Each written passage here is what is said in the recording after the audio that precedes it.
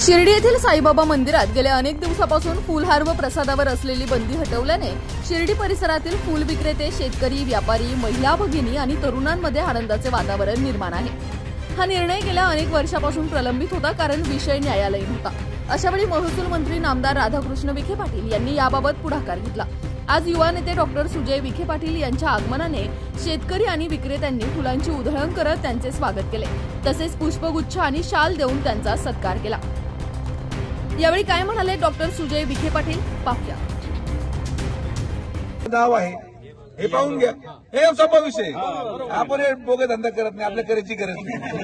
हे डुप्लिकेट पण आपल्या रक्तात नाहीये। जे बोललं ते करून दाखवलं। आणि याच्यामध्ये मी तर म्हणत नाही की आम्ही केलं, मी म्हणतो हे बाबांनी केलं। आम्ही म्हणत नाही की आम्ही केलं, हे बाबांनी केलं आणि बाबांनी करून घेतलं।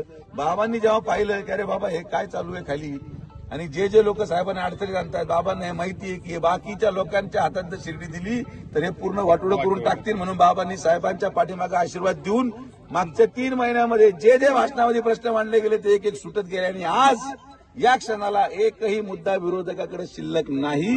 हे बाबांचा आशीर्वाद आपल्या पाठीमागे आहे। आपल्या सगळ्यांच्या प्रयत्नातून आपण जो विश्वास आमच्यावर ठेवला, जे दुःख आमच्या बरोबर सहन केलं, आमच्यासाठी लोकांचं ऐकून घेतलं, तरी सुद्धा आम्हाला सोडलं नाही, त्या निष्ठावंत फुल उत्पादकांचा आज विजय आहे। मला मुद्दामून या ठिकाणी सांगायचं आहे। म्हणून आपण सर्वजण आलात, सगळ्यांचे मनापासून आभार। आता तुम्ही पहा, उद्या परत मी आलो ना, आज उद्या परत कोणतरी येईल। प्रतिसाद नाही, हे काम कोणी केलं आम्हाला माहिती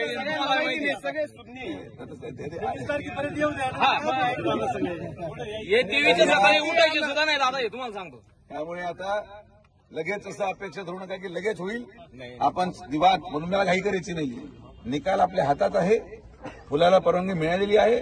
घाई गडबड करून चुकीचा निर्णय होण्यापेक्षा 4 दिवस अजून शांतता धरू। प्रॉपर 4 शेतकऱ्यांचे प्रतिनिधी, जे तुमच्यामधले असतील 4 प्रमुख, ज्यांचं प्रमुख उत्पादन आहे त्यांचे प्रतिनिधी, एम्प्लॉई सोसायटीचे चेअरमन विठ्ठलराव असतील आणि त्यांचे व्हाईस चेअरमन, मी आता त्यांच्याबरोबर फोनवर कालच बोललो की म्हटलं आपल्याला बसायचंय। बाजार समिती तर आपल्याकडेच आहे आणि संस्थांचा प्रश्न जातो कुठं, सरकार आपलं आहे। आणि त्यामुळे कोण कुठं जात नाही। प्रॉपर बसून कशा प्रकारे भाव ठरवला जाईल, कशा प्रकारे शेतकऱ्यांना नुकसान होणार नाही, कशा प्रकारे बाजार समितीला 1 रुपया नको याच्यामध्ये, पण जो फुल विक्रेता आहे त्याला देखील आपण कसं न्याय देता येईल, त्याचंही घर चाललं पाहिजे, तुमचंही घर चाललं पाहिजे आणि भक्तांना देखील अडचण येता कामा नये, यासाठी एक नियमावली बनवावं लागेल। न्यायालयाच्या आदेशाप्रमाणे जी नियमावली माननीय कलेक्टर म्हणजे भोसले साहेब यांच्या अध्यक्षतेखाली जी कमिटी होती त्यानुसार आपण हा सगळा मार्ग काढणार आहोत।